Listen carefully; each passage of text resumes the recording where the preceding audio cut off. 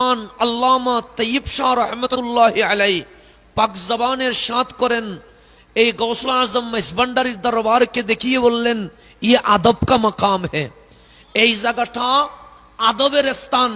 কোন সময় বেয়াদবি হয়ে যায় এটা বলা যায় না, তো বেয়াদবি হলে তো আমলও বরবাদ হয়ে যাবে। সুতরাং এমন একটি জায়গায় আসলাম, যেই জায়গায় দাঁড়াতে সাবধান, বসতে সাবধান, কথা বলতে সাবধান, সব দিকে মুখেও লাগাম দিতে হয়, হাত পায়েও লাগাম দিতে হয়। তো আজ এইখানে আসলাম একটা কারণে, সেটি হচ্ছে দোয়া চাওয়ার জন্য এবং দোয়া নেওয়ার জন্য। এই দরবারে এসে কাউকে কিছু দিব এরকম কোনো কিছু আমার কাছে নাই।